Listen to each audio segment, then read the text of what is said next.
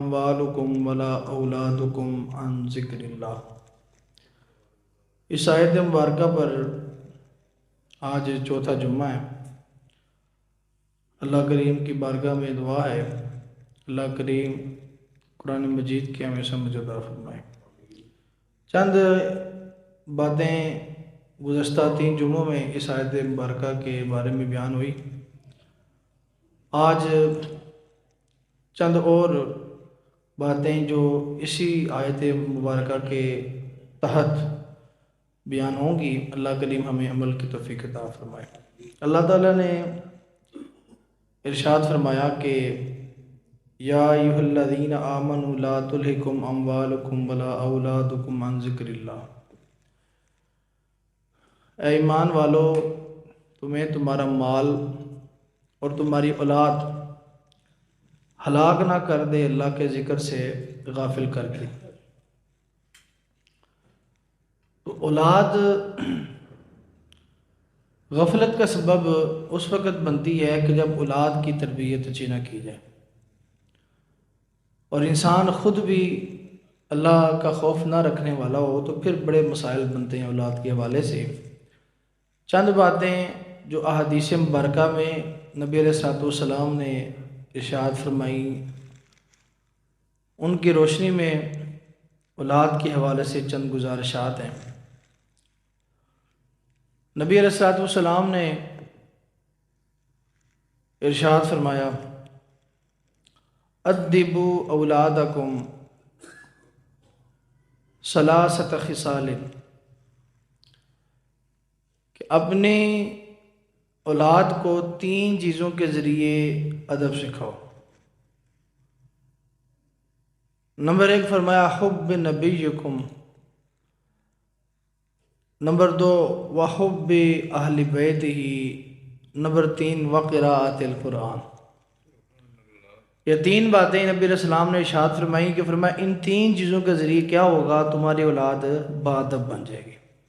Number 1 फरमाया हुब्ब नबीयकुम, तुम्हारे नबी हज़रत मोहम्मद मुस्तफ़ा सल्लल्लाहु अलैहि वसल्लम की जो मोहब्बत है अपने औलाद के दिलों में, उसको उजागर करो। मोहब्बत मुस्तफ़ा सल्लल्लाहु अलैहि वसल्लम का असर ये होगा कि तुम्हारी औलाद बाअदब बन जाएगी। सलाम की मोहब्बत कैसे पैदा होगी जी? मोहब्बत किस तरह पैदा होगी?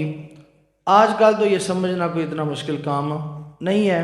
जिस तरह के आजकल हमारे बच्चे होते हैं और माँ बाप जब बच्चा थोड़ा सा तंग करता है तो आजकल मोबाइल निकले हुए हैं, लोग उनको चुप करवाने के लिए, लोग उनको किसी न किसी ध्यान में बटाने के लिए मोबाइल उसके हाथ में पकड़ा देते हैं। उसका नतीजा ये होता है कि जो वो 1 बार 2 बार 3 बार 4 बार, हालांकि बच्चे को पहले तो पता नहीं कि ये क्या चीज़ है, ये मोबाइल किस बला का नाम है, लेकिन चूंकि वालिदैन उसको मुतारफ़ करवाते हैं इस चीज़ से, उसको बार बार देते हैं, जिसकी वजह से उसके दिल में उस मोबाइल की क्या मोहब्बत पैदा हो गई है। अब वो उस मोबाइल के बगैर उस बच्चे का गुजारा नहीं। आजकल तो बच्चे सोते उस वक्त तक नहीं जब तक उनको बच्चों को मोबाइल ना दिया जाए। ठीक है जी।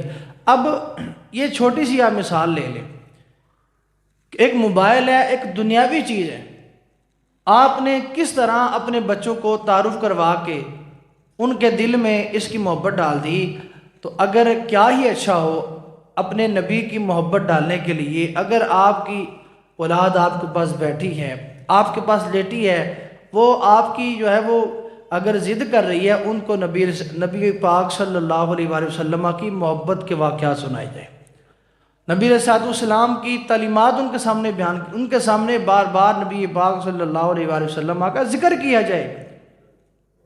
छोटा सा बच्चा होता है, 1.5 साल का बच्चा होता है, पूरे घर में उसको पता होता है ये मेरी माँ है, ये मेरा बाप है, ये मेरी फुफ्फो है, ये मेरा चाचू है, ये मेरी दादी है, ये मेरा दादा है, ये मेरा मामू है।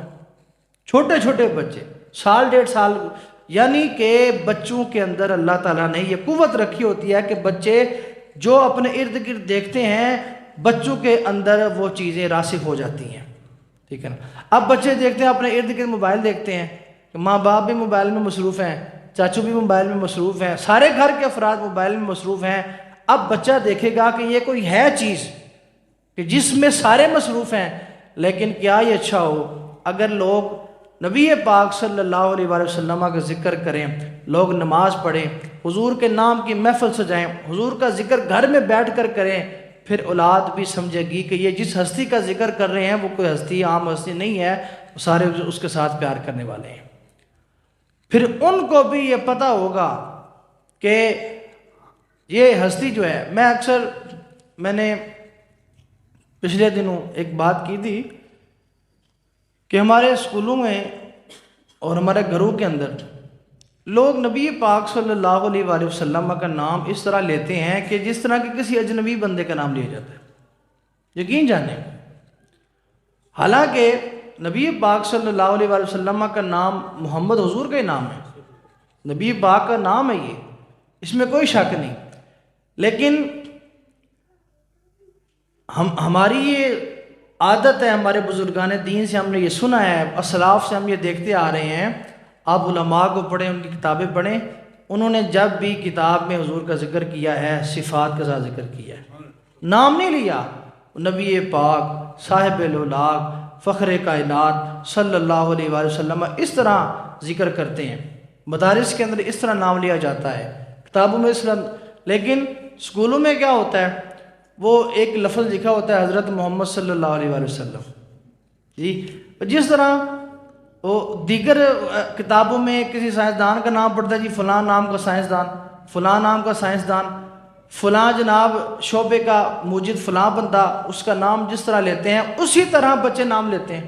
حضرت محمد صلی اللہ علیہ وآلہ وسلم بچوں کو یہ چیز سکھاؤ، بچوں کو یہ چیز بتاؤ کہ بچوں جب بھی حضور کا نام لینا ہے صرف نام نہیں لینا بلکہ ساتھ القابات لگانے ہیں. نبی پاک تاجدار کائنات فخر موجودات خاتم النبیین صلی اللہ علیہ وآلہ وسلم، یا کم از کم اتنا نہیں لیکن اتنا ضرور نبی پاک صلی اللہ تعالی علیہ وآلہ وسلم. ٹھیک ہے نا.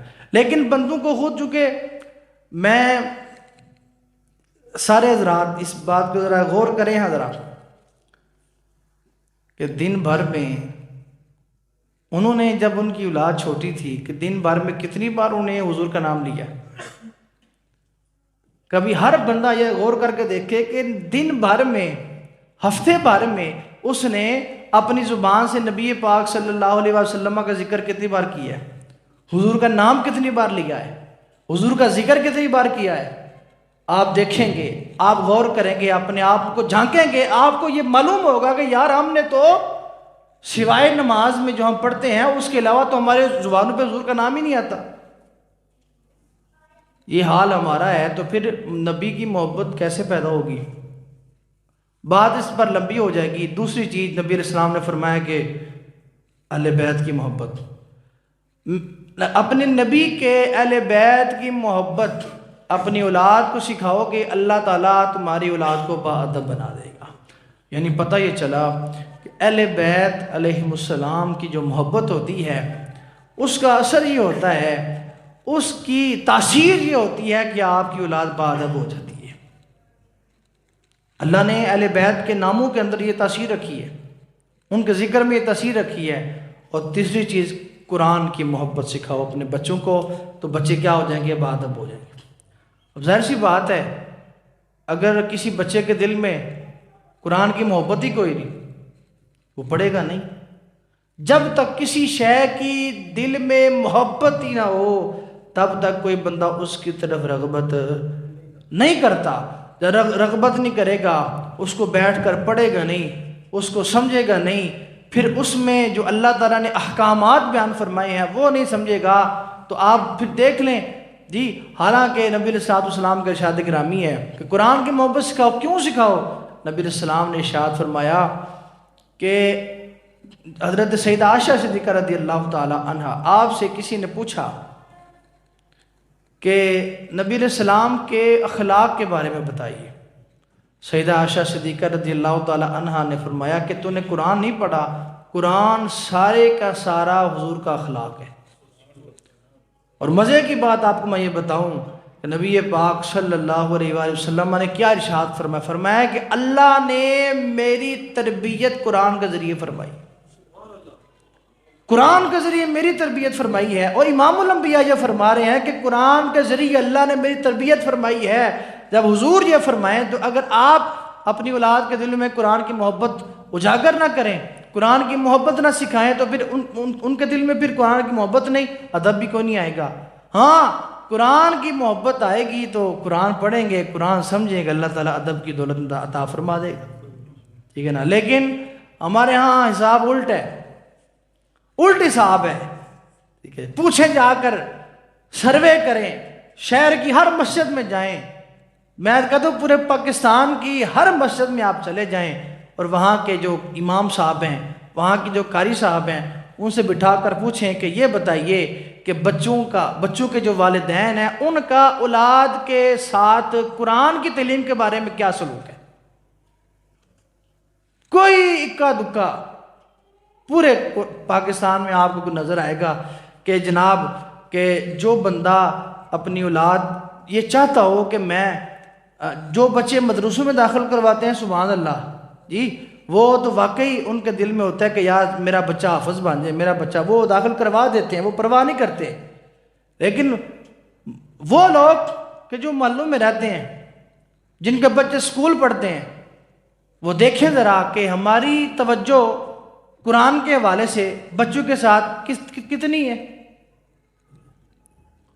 کئی بار میں نے آپ سے یہ آپ کو اپنے ذاتی میں نے تجربہ بتایا ہے کہ میں جہاں بھی یہاں بھی مجھے 2 سال ہو گئے ہیں، بچے ادھر پڑھتا ہے میرے پاس، لیکن والدین کا شوق مجھے پتہ کتنا ہے، ان کی فکر مجھے پتہ کتنی ہوتی ہے۔ بچہ چھٹی کر لے نہ کر لے، آج تک 2 سال مجھے ہو گئے، آج تک کسی کے والدین نے آ کر پوچھنے کی زحمت نہیں کی ہمارا بچہ کیسا پڑھ رہا ہے۔ کسی نے مجھے ایک بندہ نہیں میرے پاس آیا۔ الٹا میں آکھا سی بچے قرآن پڑھنا، شلوار قمیض پا کے آن، میں نے کہا جی بچے سکول جاتے ہیں تو ان کا ایک یونیفارم ہوتا ہے، اس کے بغیر وہ سکول داخل ہونے نہیں دیتے، جرمانہ کرتے ہیں۔ میں نے کہا یہ تو قرآن ہے، اللہ کی کتاب ہے جی، تو یہاں پر آؤ، چلو کم از کم اتنا ضرور کر کے آؤ کہ شلوار قمیض پہن کے آؤ۔ تو جناب وہاں پہ وہ شکایتہ لے کے آ گئے، ساڈے کول اٹھ سپورٹ کے کپڑے دین نہیں ہوندے، ساڈے کول یہ نہیں کرنا ہوندا، ساڈے کول وہ نہیں کرنا ہوندا جی۔ ہاں جی یہی بات ہے۔ کئی دفعہ بچہ میرے پاس آتا ہے جی کیوں نہیں کل آئے؟ کر صاحب آنکھ سے کھلی ہے۔ میں پوچھتا ہوں کہ بیٹا سکول گئے تھے؟ جی سکول میں گیا سا۔ سکول کے وقت آنکھ کھل جاتی ہے، قرآن پاک کی تعلیم کے وقت آنکھ نہ کھلے کوئی مسئلہ نہیں۔ کیوں؟ مائیں رات سوتی ہیں، انہوں دے ذہن چ یہی ہوندا ہے صبح اٹھنا وے بچہ نے سکول کلنا ہے، وہ نہ ذہن چ کوئی نہیں صبح اٹھنا وے میں آپ بھی نماز پڑھنی ہے، میں بچہ نو تیار شیار کر کے جناب قرآن۔ ایک لاہور میں میرے ایک دوست تھے، بزرگ تھے، تو مجھے وہ اپنی بات بتا رہے تھے، کہتے ساڑی ماما سانو صبح کہنا اٹھو نماز کا ٹائم ہو کے جاؤ مسجد سے، اساں جانا مسجد سے، یہ فجر کا ٹائم ہی شروع نہیں سی ہویا ہوندا۔ اور ہماری مائیں ہمارے ساتھ یہ کرتی تھی، فجر کا ٹائم بھی شروع نہیں ہوا کہ ہمیں کہاں بھیج دیا مسجد کے اندر۔ تو قرآن کی محبت سکھائیں گے تو اللہ تعالیٰ آپ کی اولاد کو ادب کی دولت عطا فرمائے گا۔ اس لیے خدا را اپنی اولاد کے ساتھ ہی یہ ظلم نہ کریں، ان کی قرآن کی جو اچھی تعلیم ہے اس کا انتظام کریں، ضرور انتظام کریں۔ اتنا خرچہ آپ اسکولوں میں کر دیتے ہیں، اس سے آدھا خرچہ بھی آپ نے قرآن کی تعلیم پر لگایا ہوتا تو آج آپ کا بچے قرآن اچھا پڑھتے۔ جتنے نوجوان جڑے بیٹھے ہوندے نے موبائلاں تے سٹیٹس لے کے، کدی فیس بک تے، کدی کسے تے، خدا کی قسم ہے آپ ان کا قرآن سن لیں جی، 2 لائنیں یہ 5 منٹ میں پڑھیں گے، پڑھنا مشکل ہے ان کے لیے. کیوں؟ مہربانیاں والدین دیاں. کبھی جا کر پوچھا نہیں، کبھی بچے کو پاس بٹھا کر نہیں پوچھا کہ بیٹا کتنا پڑھ لی ہے، کیا حساب ہے. کبھی جا کر پوچھا نہیں کہ یہ بچہ کیسا پڑھ رہا ہے، اس کو اتنی دیر ہو گئی ہے، اس کے کیا معاملات ہیں. اس کی وجہ یہ ہے، اس کی وجہ سے پھر یہ ہوگا کہ پھر جیسی نیت ویسا پھل، جیسا بیج آپ ڈالیں گے ویسا آپ کو نکالنا پڑے گا. بات اس پر بس سمجھنی چاہیے. بات اگر سمجھ آ جائے تو یقین جانو کسی وقت بڑا بڑا دل دکھتا میرا. پر کل میں ایک بچے نے آکھا کہ تو 3 دن نہیں آیا. جی میں ابو نال منڈی ٹر گیا تھا. اچھا، میں جا اپنے گھر کسی بڑے نے بلا کے لیا. وہ بچہ گیا آج تک آئے نہیں، نہ وہ والد آیا، نہ کوئی میں نے کہ کوئی فکر ہی نہیں کسی کو. تو ایسے حالات کے اندر کل کو یہ رونا مت رونا کہ ساڑی اولاد ساڑی سنتی کوئی نہیں. جب نبی علیہ السلام نے فرما دیا ادب سکھانا ہے تو قرآن کی محبت دینی پڑے گی، اس کے بغیر کوئی چارہ کوئی نہیں ہے جی. اور صرف روٹی، اکثر ایک مثال دیتا ہوں کہ جانور بھی کھانا کھاتے ہیں، پیتے ہیں، بچے پیدا کرتے ہیں، سوتے ہیں، کھاتے پیتے ہیں. کیا فرق ہے پھر انسان کو جانور کے اندر؟ فرق ہوتا ہے انسان کی ترجیحات کے اندر جی. تسی بھی جناب لگے ہو ٹھڈ پیچھے کہ ٹھڈ ہی پالنا ہے، بس صبح اٹھنا ہے تو جانا جناب کام تے، بس یہی کام ہے. بس شامی 1000 روپے لے کے آنا بچوں واسطے، نہ نماز نہ روزہ نہ بچوں کی قرآن کی فکر. اس سلسلہ میں پھر ایسا ہی ہوگا پھر جی. ہاں، آپ کی پہلی توجہ اولاد کی اچھی تربیت ہونی چاہیے. ایک شاعر تھا، عرب کا شاعر تھا، اس نے نا اپنے بیٹوں کو ایک دفعہ کہا، میرے بیٹوں میں نے تمہارے پیدا ہونے سے پہلے تمہارے ساتھ نیکی کی، پیدا ہونے سے پہلے نیکی.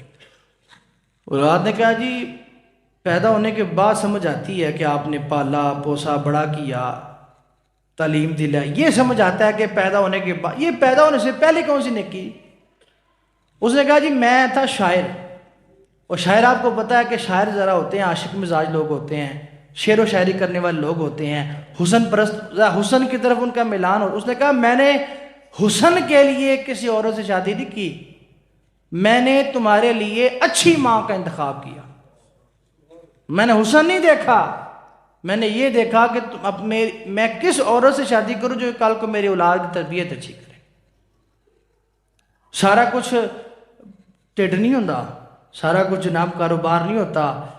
کل مرنے کے بعد جو آپ کی کمائی ہے ان کمائیوں میں سے ایک کمائی آپ کی اولاد ہے. نبی علیہ السلام فرمایا کہ مرنے کے بعد قبر تک سارے عمل ختم ہو جاتے سوائے 3 کے: صدقہ جاریہ، کوئی علم آپ نے پڑھا دیا ہو جس سے لوگوں کو فائدہ ہو رہا ہو، اور تیسرا نیک اولاد. نیک اولاد فرمایا تمہارے مرنے کے بعد بھی تمہیں فائدہ دے گی. تو کیسے فائدہ دے گی؟ وہ حضور نے بتا دیا ہے کہ اپنے بچوں کو نبی کی محبت، اہل بیت کی محبت اور قرآن کی محبت سکھا دو، اللہ تعالیٰ ان کو ادب کی دولت عطا فرما دے گا. بات سمجھ آ گئی ہے جی؟ محسوس نہیں کر رہے کوئی بندہ میری گال؟ بات سمجھنے والی ہے. یہ میں نے آپ کو دل کی بات بتائی ہے جو میرے ساتھ ہوتا ہے، جو میں محسوس کرتا ہوں. اور پھر جیسا شوق والدین لے کے آمدے نا، تو جیسا شوق بچے لے کے آمدے نے، پھر استاد صاحب بھی پھر اسے شوق نال پڑھا دے نے. پھر یاد رکھیں، یہ اگر کوئی استاد ہو نا آپ میں سے یہ بات سمجھ جائے، یہ استاد کے علاوہ کوئی بات سمجھ نہیں سکتا. اور موٹر سائیکل والا کام کرنے والا استاد کی کیفیت نہیں سمجھ سکتا کہ استاد کی کیفیت ہوتی ہے. استادی شاگردی میں یہ بات ضروری ہے، ان کا حساب مقناطیس والا ہوتا ہے. ایک مقناطیس شاگرد میں ہو یا اس کے والدین کے شوق میں ہو، دوسرا مقناطیس استاد کے اندر ہوتا ہے. اگر اس شاگرد کے اندر یا اگر شوق کوئی نہیں نا علم کا، استاد کے اندر بھی وہ تڑپ نہیں ہوتی. یہ بات قدرتی ہے. حضرت علی المرتضیٰ کرم اللہ وجہہ الکریم، میں آپ کو ان کی بات سناؤں. حضرت مولا علی جب آپ خلیفہ بنے تو آپ نے دارالخلافہ شفٹ کر لیا کوفہ کے اندر. کیوں؟ کیونکہ مدینہ کے اندر یہ عرب لوگ تھے اور عرب کے لوگوں کو علم سے اتنا شغف لگاؤ نہیں تھا، اور کوفہ کے لوگوں کو علم کے ساتھ بڑا لگاؤ تھا. حضرت مولا علی نے اپنا دارالخلافہ کہاں شفٹ کیا؟ کوفہ کے اندر. اور منبر پر بیٹھ کر مولا علی نے فرمایا سلونی اما قبل ان تفقدونی، مجھ سے جو پوچھنا ہے پوچھ لو اس سے پہلے کہ تم مجھے کھو دو. پوچھ لو جو پوچھنا، سلونی اما شئتم، جو مرضی مجھ سے پوچھ لو. پھر لوگاں جناب سوال پوچھے، پھر لوگوں نے وہ جناب سوالات کیے، آپ نے پھر وہ جوابات دیے. وہ بڑا ذخیرہ آج موجود ہے حضرت مولا علی کے علم کا، بڑے بڑے سوالات. کیوں؟ میں نے آپ کو بتایا علم، برتن آگے کھلا ہو تو ڈالا جاتا ہے، آگے برتن ہی نہیں علم حاصل کرنے والا تو استاد کہاں ڈالے گا؟ کسی برتن میں علم ڈالے گا؟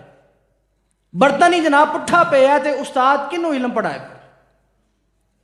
یہ ہوتا ہے آگے شوق ہوتا ہے آگے. اگر استاد پڑھنے والے میں شوق نہیں، اس کے پڑھانے والوں میں شوق کوئی نہیں تو وہ استاد کیوں؟ جی آپ صاحب پڑھتے ہیں مدرسے پوچھ لو. پڑھنے والوں میں شوق نہیں، میں نے مدرسوں میں نے پڑھا کے دیکھا ہے، درس نظامی پڑھائی ہے، میں نے عربی کی پڑھائی ہے، لیکن یقین جانے مجھے پتہ ہے اچھی طرح آگے بچے شوق والے نہ ہوں تو استاد کا پڑھانے کو دل ہی نہیں کرتا. کیوں؟ علم اللہ کا نور ہے، اور اللہ کا نور جو ہے وہ ایسے ہی کسی برتن میں ڈالا، اس کے لیے برتن ہونا چاہیے، پھر برتن صاف ہونا چاہیے، برتن پاک ہونا چاہیے. یہ چیز ضروری ہے. اس لیے والدین ذرا اپنے بچوں کے حوالے سے شوق دکھائیں تاکہ فکر کریں کہ میرے بچے کم از کم میں یہ نہیں کہتا آپ اپنے بچے پٹو تے پاؤ مدرسے جی، نہ میں یہ نہیں کہتا. اپنا ذہن ہے، جس کا جو پہنے ڈالے مسجد میں نہ ڈالے، لیکن اتنا میں ضرور کہوں گا آپ کے بچے بنیادی طور پر قرآن مجید ان کو اچھا پڑھنا آنا چاہیے. یہ نہیں ہے کہ جی میں ساری زندگی الحمدللہ رب العالمین، جی ایک لفظ تو جناب دو ترے بار کھینچنا ہے، ساری زندگی پھر ایسا ہی رہے گا کہ نا. حافظ قرآن سپارہ پڑھنا ہو تو 15 منٹ میں آرام سے پڑھ لیتا ہے اور پورے تلفظ کے ساتھ پڑھ سکتا ہے. یہ نہیں کہ نہ وڈ کٹ کے، نہ میں صحیح کہہ رہا ہوں آپ سے. میں نے یہ کتاب پڑھا تھا، اللہ تعالیٰ جو قرآن بار بار پڑھنے والا ہوتا ہے اللہ تعالیٰ اس کی زبان کی گرہ کھول دیتا ہے، پھر وہ ایسے ایسے پڑھتا جاتا ہے. ایک وہی سورہ فاتحہ ہے، عام بندہ پڑھے گا اس کو 2 منٹ لگ جائیں گے، وہی حافظ قرآن پڑھے گا اس کو کچھ سیکنڈ لگیں گے، وہ سکون کے ساتھ تلفظ کے ساتھ پڑھ سکتا ہے. لیکن دوسرا بندہ وہ 1 گھنٹہ 1.5 میں ایک سپارہ پڑھے گا. یہ ہوتا ہے. ہاں لیکن اگر آپ اولاد کو اچھا پڑھائیں، اچھا ان کو استاد کا بندوبست کریں، پھر اولاد کی پیچھے آپ نگہداشت کریں آپ کہ میری اولاد قرآن کیسا پڑھ رہی ہے، مجھے یہ زیادہ پتہ ہونا چاہیے. اس کے بنیادی مسائل جو ان کے پاکی پلیتی کے مسائل ہیں، حرام حلال کے جو مسائل ہیں، زندگی جو گزارنی ہے اس نے، اس کو کم از کم وہ تو سکھائیں. لیکن نہ آپ کو بس فکر ہے جناب سکولوں دی پائی رکھو. پاؤ جناب کنے منع کیتا ہے؟ سوائے ایکا دکا دے کوئی ویکھا مولوی اج تک کسی آگے سکول نہیں پڑھانا بچوں. کسی نے کہا ہو ڈاکٹر نہ بناؤ، کسی نے کہا ہو انجینئر نہ بناؤ، کسی نے کہا ہو جناب بزنس مین نہ بناؤ، کسی نے نہیں کہا. ہاں اتنا ضرور کہتے ہیں یار اپنے دین کا بھی تو پتہ ہوئے نا، اپنے مذہب کا بھی تو پتہ ہونا کہ ہمارے عقائد کیا ہیں، ہمارے اسلام کیا ہے، ہمارے اسلام کیا کہتا ہے. اس لیے یہ باتیں سمجھنے والی ہیں، یہ باتیں خدا را سمجھیں. اللہ پاک ہمیں عمل کرنے کی توفیق عطا فرمائے. وما علیہ الا البلاغ.